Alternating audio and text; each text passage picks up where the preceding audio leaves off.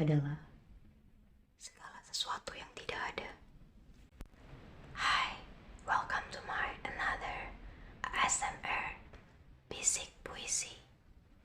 Bisik Puisi hari ini dari karya Sapardi Djoko Damono, tapi dalam buku Melipat Jarak. Jadi buku Melipat Jarak ini adalah sepilihan sajak berisi 75 sajak yang dipilih oleh Hasif Amini dan Sapardi Djoko Damono dari buku-buku puisi yang terbit di antara tahun 1998 sampai 2015. Apa aja buku-bukunya? Buku-bukunya itu adalah Arloji, Ayat-ayat Api, Ada Berita Apa Hari Ini, Den Sastro, Mata Jendela, Kolam, Namaku Sita, Sutradara Itu Menghapus Dialog Kita, dan Babat Batu. Jadi, aku di dalam buku Melipat Jarak itu, aku memilih 9 puisi yang akan aku bacakan malam ini. Kalau teman-teman pengen baca semua puisi yang ada di buku Melipat Jarak, kalian bisa beli aja bukunya, atau kalian bisa beli di link di bawah ini.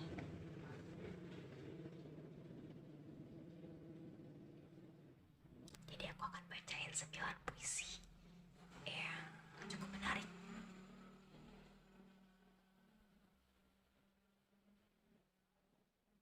Jadi aku bakalan bacain 9 puisi yang cukup menarik. Aku udah catat puisinya di sini. Jadi aku akan bacain puisinya.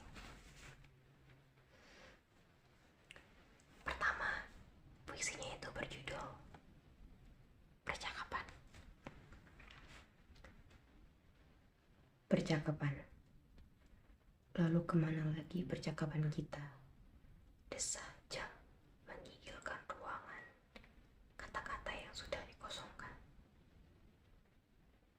Semakin hijau pohonan di luar sehabis hujan semalam. Semakin merah bunga-bunga ros di bawah jendela. Dan kabut selalu membuat kita lupa.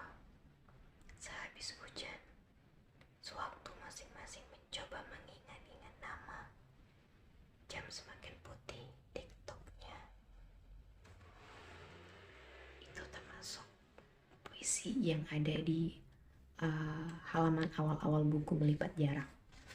Terus puisi yang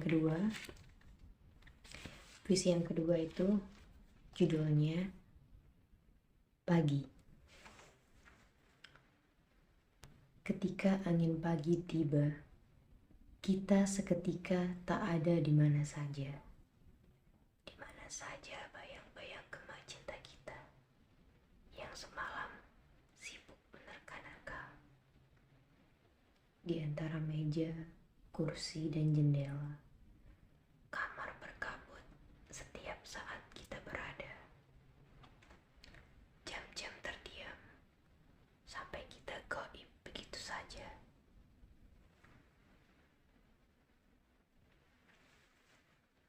Ketika angin pagi tak terdengar, di mana kita? Masing-masing mulai kembali berkelana. Cinta yang menyusur jejak cinta yang pada kita tak habis-habisnya menerka. Wow. Puisi yang ketiga judulnya Kamar.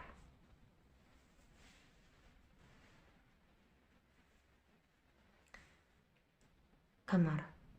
Ketika ku masuki kamar ini,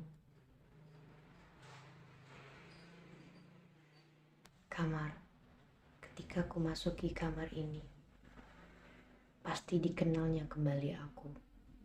Suara langkahku, nafasku, dan ujung-ujung jari yang dulu menyentuhnya. Dan kali ini, pertemuan ini tanpa jam dinding. Begitu saja di suatu sore hari. Suatu percakapan tak diperlukan lagi. Tanpa ngah-ngahan pendek, tanpa malam begitu cepat lalu. Dan kulihat bibirnya sembilu menoreh kenanganku. Wow.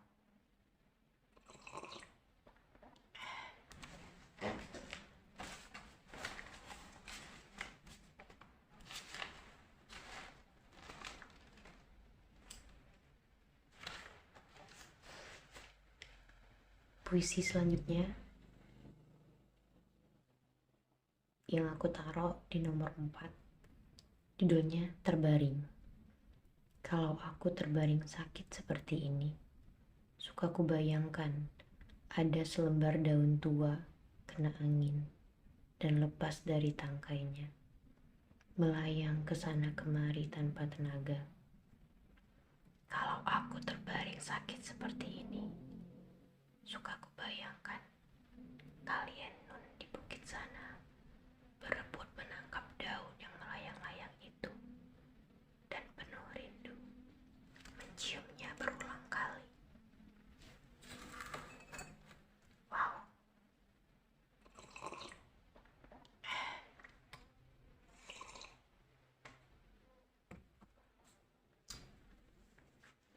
Wow, wow, wow.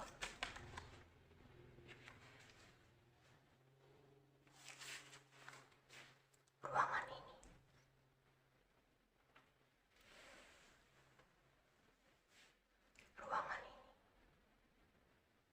kau seolah mengerti. Tak ada lubang angin di ruangan terkunci ini. Seberkas bunga plastik di atas meja, asbak yang penuh, dan sebuah buku yang terbuka pada halaman pertama. Kau cari catatan kaki itu sia-sia.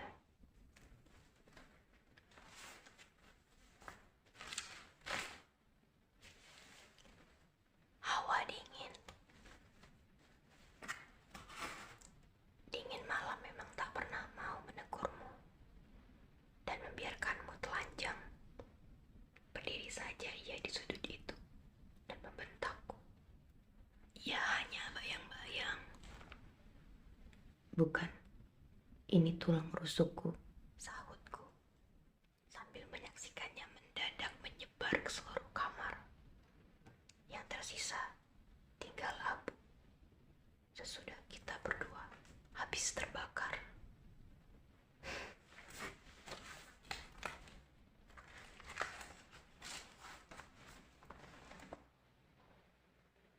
Bunga rindu alas.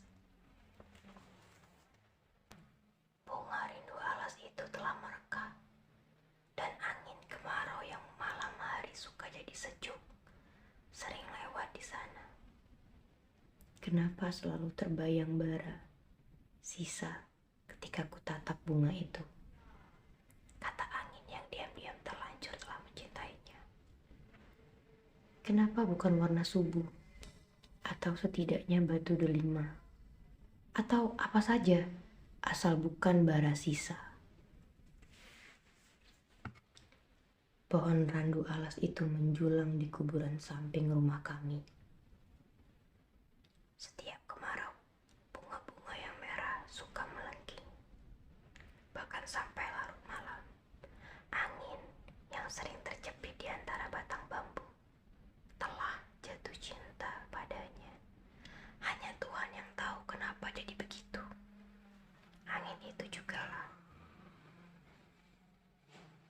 yang bersijingkat mengantar lengking bunga itu sampai ke sudut-sudut paling jauh dalam tidur nyenyakku. Dalam lengking bunga itulah tersirat lirih suaranya sendiri. Mengapa bara sisa yang terbayang dan bukan kobaran api?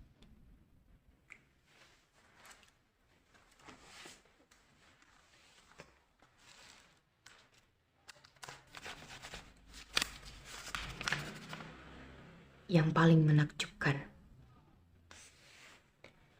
Yang paling menakjubkan di dunia yang fana ini adalah segala sesuatu yang tidak ada.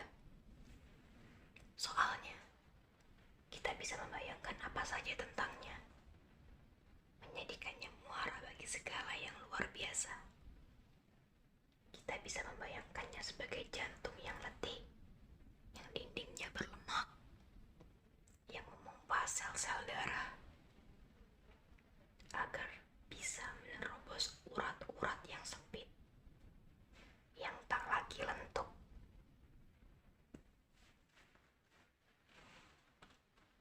Kita bisa membayangkan sebagai bola mata yang tiba-tiba tak mampu membaca aksara di dinding kamar. Periksa seorang dokter ketika ditanya, "Apa yang Tuhan lihat di sana?" Kita bisa membayangkannya sebagai lidah yang tiba-tiba dipaksa menjulur agar bisa diperiksa. Apakah kemarin, atau tahun lalu, atau entah kapan, pernah mengucapkan suatu dosa, entah apa, entah apa.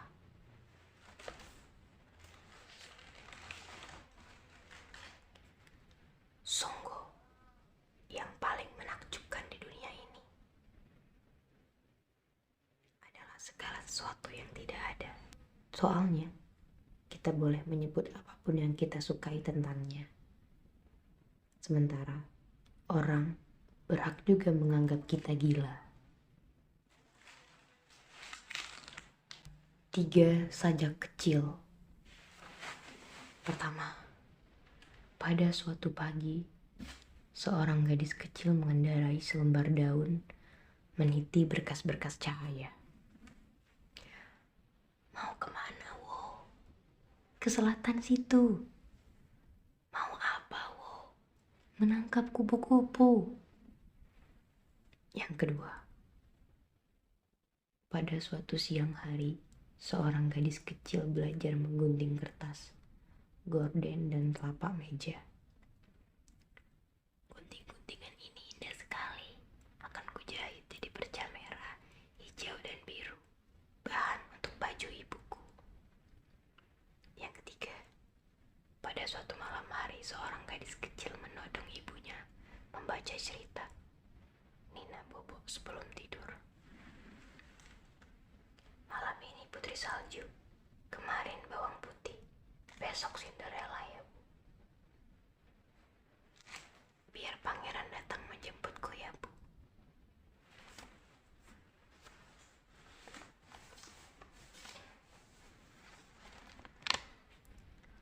Layang, layang, layang-layang barulah layang-layang jika ada angin memainkannya. Sementara terikat pada benang panjang, ia tak boleh diam. Menggeleng ke kiri, ke kanan, menukik, menyambar, atau menghindar dari layang-layang lain. Sejak membuatnya dari kertas tipis dan potongan bambu, anak-anak itu telah menjanjikan pertemuannya dengan angin. Kita akan panggil angin barat, bukan badai atau petir. Kita akan minta kami mengembik, kuda meringkik, dan sapi melenguh agar angin meniupkan gerak-gerikmu, mengatur tegang kendurnya benang itu. Sejak itu, ia tak habis-habisnya mengagumi angin, terutama ketika siang melandai dan aroma sore tercium di atas kota kecil itu. Dari angkasa disaksikannya kelok-kelok anak sungai, pohon-pohon jambu, asam jawa, bunga sepatu.